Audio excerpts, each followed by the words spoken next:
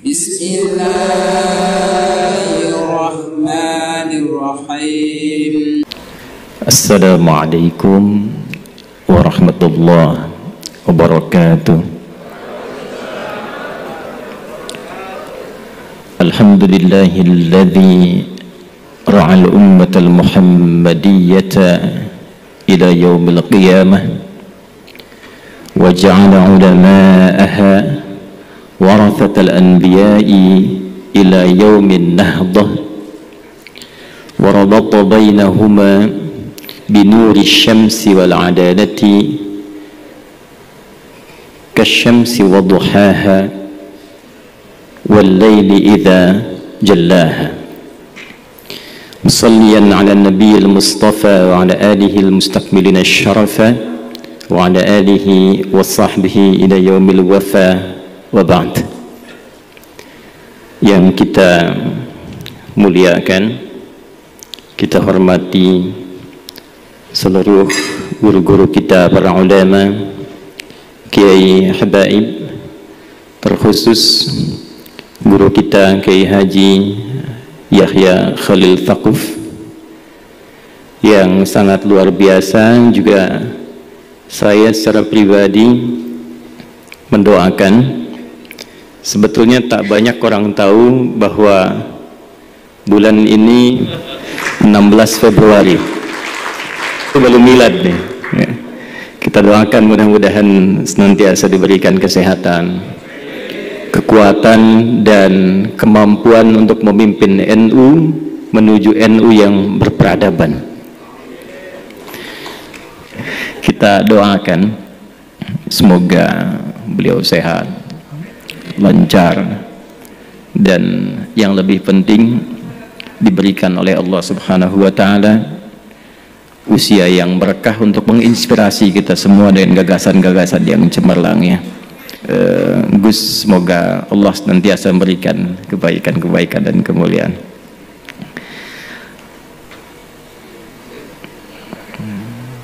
Seluruh hadirin, yang paling dekat di Muhammadiyah nasabnya ke NU itu saya. Jadi kalau Gus Yahya dulu seringkali berkhidmat dan menemani guru kita Kiai Haji Abdurrahman Wahid Gus Dur.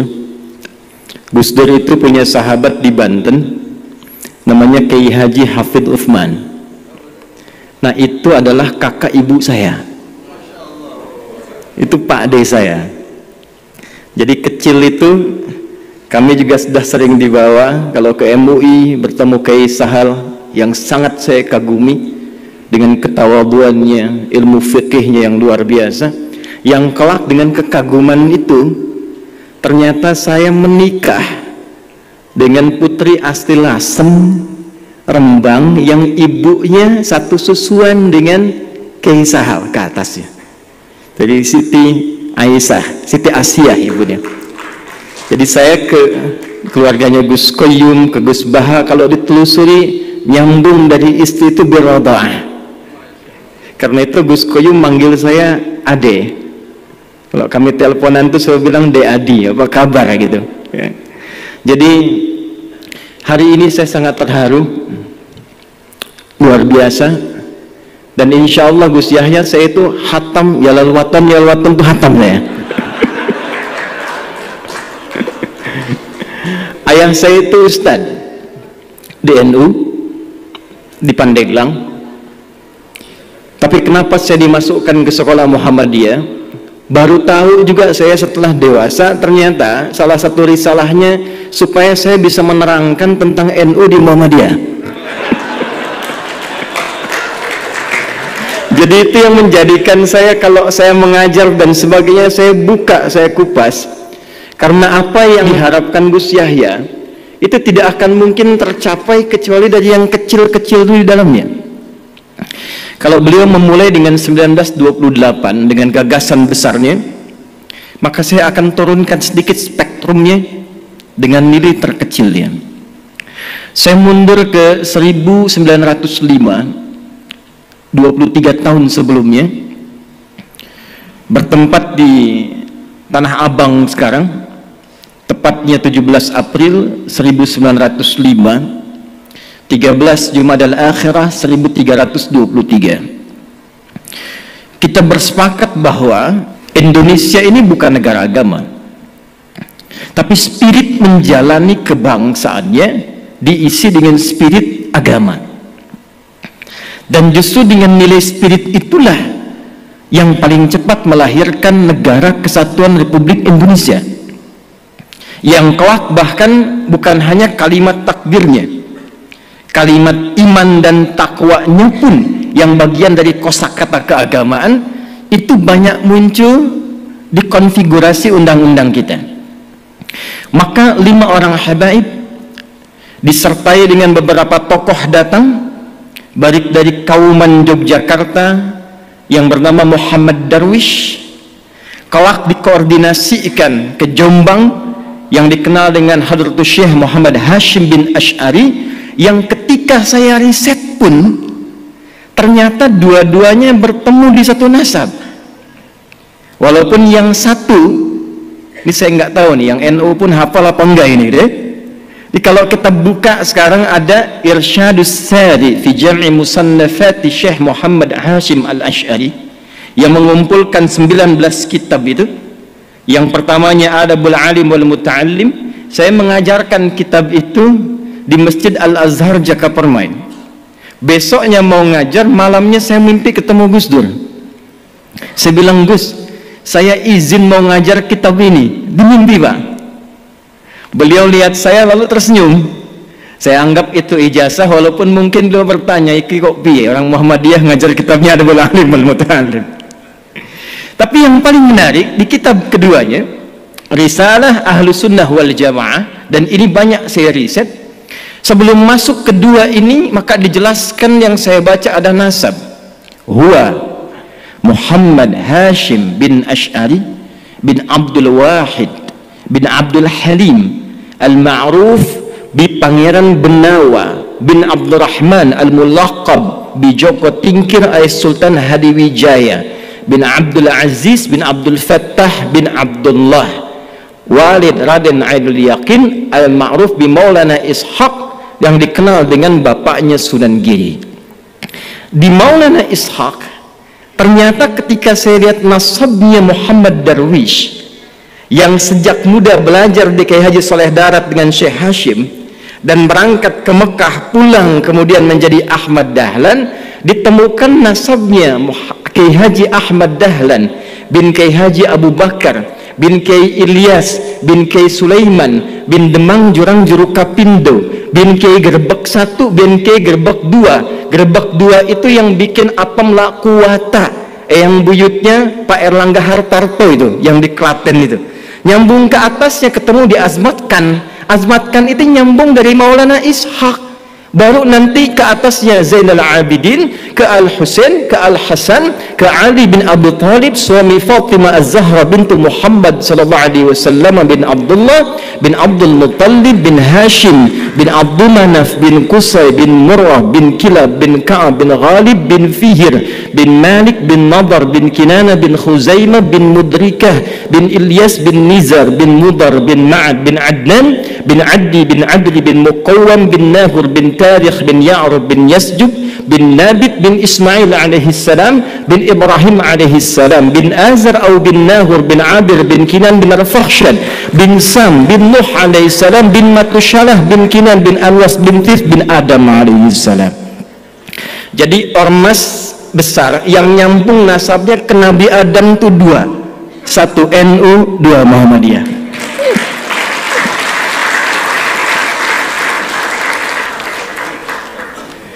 Dan yang paling menarik itu risalahnya saya temukan selalu saling melengkapi.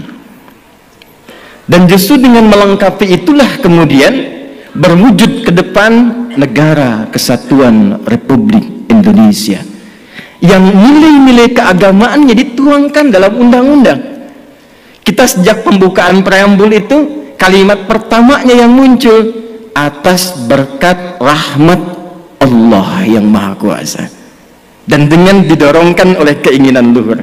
Jadi memang keinginan luhur itu sudah banyak, tapi karena berkat dan rahmat Allahnya belum turun seketika, belum dapat kemerdekaan.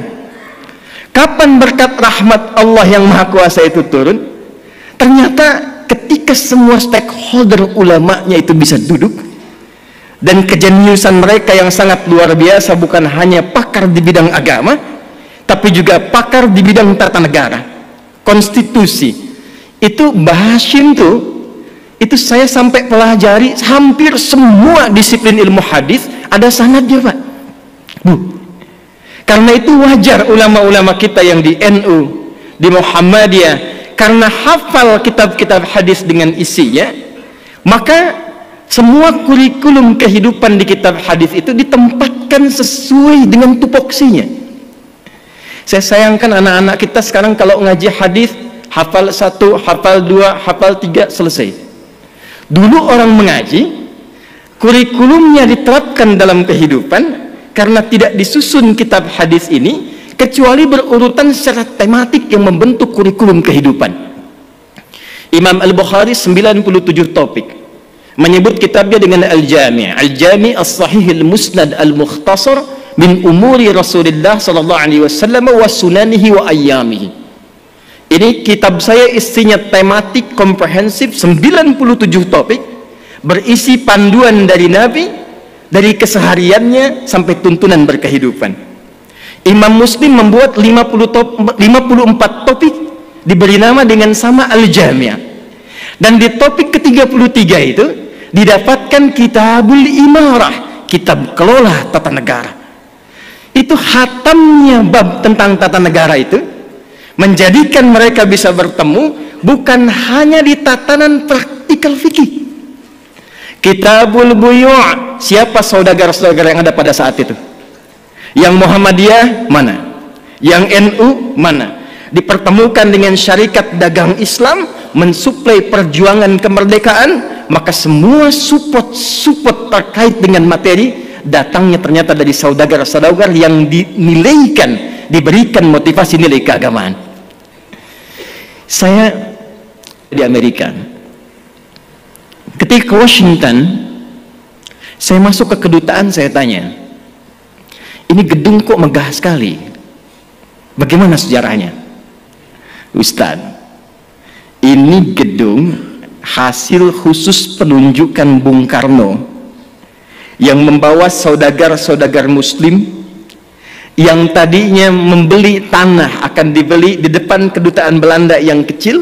Bung Karno ingin beli yang lebih luas untuk menunjukkan ini Indonesia sudah hebat. Tapi ketika melihat tempat ini lebih strategis, maka dimintalah oleh Bung Karno saudagar-saudagar itu mengumpulkan uang tunai sebanyak $350.000 pada saat itu, sehingga bisa membayar gedung itu tunai, diskon dari yang $1.500.000, $1.500.000. Ternyata gedung megah yang urutan ke-14 ikonik di Amerika itu ternyata dihasilkan dari hasil sinergitas semua saudagar-saudagar, yang semua saudagar ini keluar untuk berkhidmat, dihasilkan dari rekonsiliasi dan pertemuan semua ulama itu. Jadi saya bisa menggambarkan saat ini, dan saya sangat terharu sekali lagi, kalaulah abad kedua Nahdlatul Ulama ini bisa kita sandingkan secara yang bersamaan dengan menyatukan semua potensi kekuatan di Muhammadiyah, Nahdlatul Ulama, dengan satu visi kemanusiaan, tapi dimulai dari Indonesia, membangun Indonesia dari persatuan Muhammadiyah dan NU untuk menginspirasi dunia membangun peradaban. Saya punya keyakinan itu ya. Dan mohon izin, barangkali karena kami passionnya di fikih, saya, Gus Baha, Gus Koyum dan yang lainnya, mungkin saya akan lebih banyak merekatkan di bidang itu. Karena problemnya begini, saya punya murid di Tripoli, saya minta mengajar ke Madura, ditanya ke Madura, berapa jumlah umat Islamnya di sini? Dijawab di sana, alhamdulillah Pak, di sini 95% Islam. Sisanya apa? Muhammadiyah katanya. Jadi rupanya Gus Yahya, di sebagian tempat di Madura itu NU itu sudah agama gitu. 2010 saya tugas di Mekah. Begitu saya tugas, mau masuk waktu Isya, sedang mau sholat, takbir. Imamnya Syekh Sudes, begitu takbir, dia karena Hambali, baca basmalahnya silent, langsung dia baca Alhamdulillahi Rabbil Alamin. Itu komentar pertama jamaah samping saya, iki imamnya Muhammadiyah atau ya? Muhammadiyah cabang Masjidil Haram, ya bayangkan. Lalu saya bermula kembali melihat, ternyata dulu hubungan Kiai Dahlan dengan Kiai Haji Muhammad Hashimin Asy'ari Hadratus Syekh itu tak ada masalah di fikih, di akidah pun tak ada masalah. Problemnya muncul kemudian karena ada irisan-irisan yang sesungguhnya tak ada kaitan langsung dengan fikih. Saya ambil contoh begini misalnya, masalah tahlilan. Kan bedanya NU dengan Muhammadiyah cuma di harokat saja kan. Tadi saya katakan sebetulnya saya riset di fikih ini tidak jauh Pak Bu. Tahlilan misalnya, bedanya NU Muhammadiyah kan cuma harokat ya. NU pakai nasab, Muhammadiyah pakai rofa kan? Muhammadiyah jadikan isim, NU menjadikan masdar. Halala yuhallilu tahlilan. Nasab harakatnya fathah. Orang Arab tuh kan kalau bilang nasaba, dia katakan nasaba rajulu asahu alal ardi. Orang Arab pencapkan tongkatnya dengan kuat sehingga tak goyah. Harakatnya fathah, membuka sesuatu. Jadi kalau tahlilnya menggunakan metode NU, tahlilannya mayatnya jadi jenazah, masuk sudah ke alam kubur, nasaba, lalu untuk memberikan Fatihah dan turunannya dibuka, kemudian menggunakan skema tahlilan. Muhammadiyah cuma pakai rofa, rofa pas ditarik ya ayyatuhan nafsul mutmainnah. Makanya Muhammadiyah menggunakan rofa tahlilun, NU menggunakan nasab tahlilan. Dan ternyata Kiai Ahmad Dahlan tuh nggak pernah nyual itu, nggak pernah nyual. Dan saya telusuri di konfigurasi hukumnya itu, ternyata persoalannya bukan fikihnya. Ada kasus di kalangan masyarakat ingin menyelenggarakan tahlilan, ternyata tak punya materi, sehingga dia harus berhutang kepada tetangganya untuk mewujudkan tahlilan itu. Maka keluarlah pertimbangan, kalau tak punya uang jangan dipaksakan sehingga berhutang. Bukan masalah tahlilannya, cuman memang babnya belum selesai. Kalau memang tak punya uang, kenapa anda tak pinjamnya atau berikan saja, kan tuntas babnya gitu ya. Jadi saya kira ada turunan-turunan informasi yang dari atas itu, yang di kalangan elit sudah selesai, ke bawahnya itu tak sama. Kunut misalnya, di Muhammadiyah itu nggak mempersoalkan kunut. Saya belum pernah temukan ada orang Muhammadiyah di Majelis Tarjih menfatwakan kunut bid'ah, tak ada, kecuali Wahabi ya, kecuali Wahabi tak pernah saya temukan. Bahkan fatwanya yang terjadi ketika ada imamnya kunut, yang di belakang mengaminkan. Ketika imam di depan pun tak kunut, yang di belakang tak usah sujud sahwi. Jadi tataran konsep di atas itu sudah selesai. Nah, apa yang menyebabkan ke bawah itu tidak tuntas kemudian? Ya, informasi-informasi ini saya kira belum tampilnya dan disemarakkannya dakwah-dakwah seperti Gus Bah, Gus Koyum. Di Muhammadiyah ada kami, ada teman-teman yang lain. Nah, saya mungkin sarankan di semua turunan ke PWM, PWNU sampai yang ke bawah, itu yang difasilitasi untuk muncul. Karena problemnya di luar negeri itu antara faqih, alim, mufti, muballigh, da'i itu jelas. Saya usia 26 tahun di Libya diangkat jadi amin khutbah, boleh menentukan siapa yang khatib. Teman-teman saya yang ngaji sama saya sekarang jadi kiai semua tuh. Kiai Muhammad Imam Sofwan Yahya, menantunya Kiai Akil Siraj, itu teman seangkatan saya di Tripoli, ngaji bahasanya dengan saya. Kiai Nurul A'la, Pati. Kemudian ada lagi Kiai Anas Mas'udi, Kiai Muhammad Syamsuddin yang di Madura, yang duduknya kemarin dengan Gus Kautsar di Muktamar 1 Abad NU. Kemudian ada Kiai lagi yang dari Pati, Solah Ulaya. Kemudian ada lagi Tian Kamaludin. Itu teman-teman kita pulang dari Tripoli, kita satu generasi membangun kesepahaman. Itu kalau dakwah semua sampai. Nah, saya kira yang terakhir yang ingin saya akhiri, saya pikir sudah saatnya sekarang kita tidak berbicara lagi dalam konteks perbedaan NU Muhammadiyah dalam tatanan yang disepakati, tapi sekarang babnya adalah bagaimana membangun persaudaraan yang menyinergikan sehingga gagasan-gagasan besar yang disampaikan oleh Gus Yahya, membangun peradaban, membangun kemanusiaan, saya kira bisa diinisiasi di bumi pertiwi ini melalui penyatuan dan sinergitas NU dan Muhammadiyah. Ya, tentu nggak akan sama semuanya. Bab rumah sakit Muhammadiyah, bab kampus Muhammadiyah. Pernah ada yang tanya berapa jumlah kampus Muhammadiyah? 157 kepada Kiai Hasyim Muzadi. Kenapa di NU nggak ada kampusnya? Kata Kiai Hasyim, santai saja. Ya, selain yang Muhammadiyah punya NU semua itu. Jadi jangan khawatir, insya Allah kalau ada yang di NU masuk Muhammadiyah nggak akan jadi Muhammadiyah. Yang di Muhammadiyah bisa sekolah ke NU.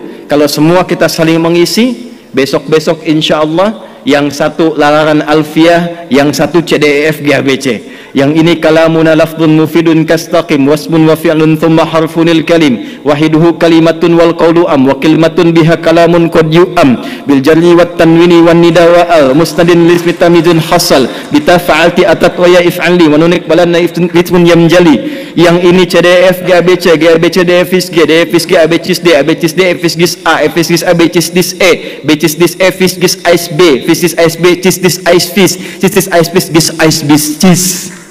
Ya lal watan, ya lal watan, ya lal watan, hubbul watan minal iman, wala takum minal hirman, inhadu ahlal watan. Itu rumusnya pakai rumus Rajaz. Mustaf'ilun mustaf'ilun mustaf'ilun mustaf'ilun mustaf'ilun mustaf'ilun. Itu 16 rumus di bahar, Pak. Al-Asma'i ngambil itu jadi sautus safiril bulbuli hayyaja qalbi thamili al-ma'u wa zahru ma'a zahri lahdul muqali. Ditarik oleh Kiai Haji Wahab Hasbullah jadi yalwatan. Yang ingin saya katakan, betapa hebatnya orang tua kita dulu, bukan hanya pakar di bidang fikih, pakar di bidang tata negara, tapi juga pakar di bidang bahasa. Di semua aspek spektrum keilmuan bisa diterjemahkan dalam konteks aplikasi kehidupan. Saya kira itu yang bisa saya antarkan untuk meneruskan gagasan-gagasan Gus Yahya.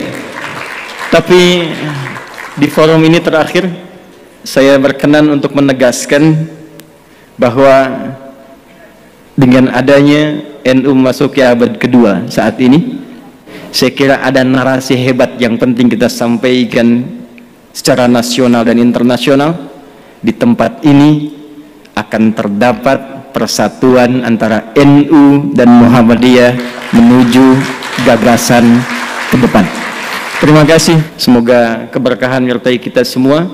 Terima kasih untuk semuanya. Wallahu muwaffiq ila aqwamit thariq fastabiqul khairat. Assalamualaikum warahmatullahi wabarakatuh.